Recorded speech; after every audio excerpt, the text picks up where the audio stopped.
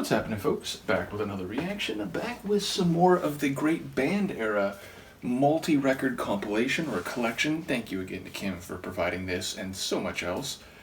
And we're just going to continue going through the first record in order, and the next track is called Blossoms, which is by Tony Pastor and his orchestra.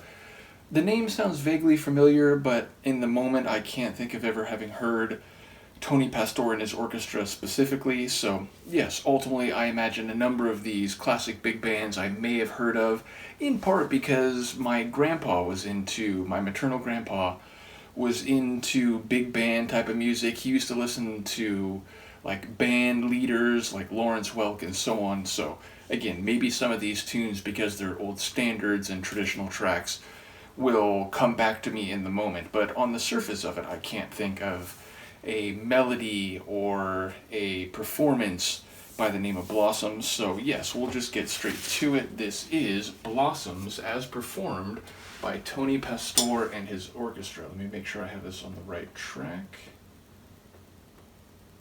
Yes, it does appear to be the case. Yes, okay. So here we go. Blossoms by Tony Pastor and his orchestra.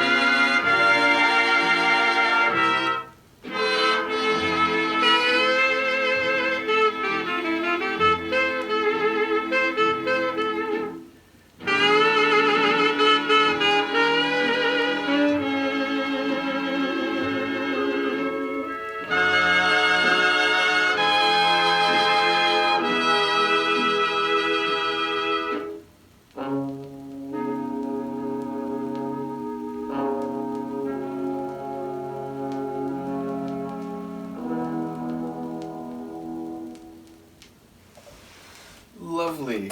Another slow dance type of tune, but one that just really sets the mood. I feel like this could be in a 1940s movie with a fireplace in the background and sort of either a like romance type scene, or at the very least a calm and comforting scene, and perhaps a movie with a more complicated emotional palette. But yes, it feels very warm and inviting and calm, and the perfect kind of tune for a big, slow dance ballroom scene. So I suppose given my brain's different directions, that it could be used for a scene with a larger scale or a smaller scale, as long as the comfort and warm, inviting feeling was part of that dynamic. Either way, I do mostly enjoy that saxophone, which has a great agility. It's not just that it was very sonorous and smooth, but it had a lot of quick movements and flourishes, which, relates to both the writing and by extension the playing. And also, I think we heard a couple moments with some other instruments standing out. There was that, sort of really high, like, chimes, maybe bells. I want to say like struck chimes, but maybe I'm wrong. But then we had, I think, an oboe, certainly like a proper woodwind as distinct from a brass instrument. And that was a smaller section, but definitely really stood out in that moment. Maybe a clarinet, but I'm leaning toward oboe. But yes, of all the different elements in the performance, the saxophone definitely came to the fore and was the star of the piece.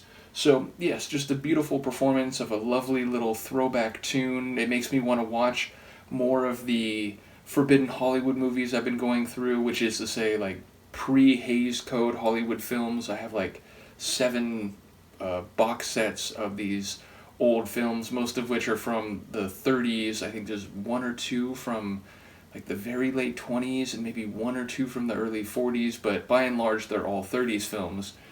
And yes, like, hearing that just makes me want to put on one of those and do a watch along, so perhaps I'll have to come back for one of those soon.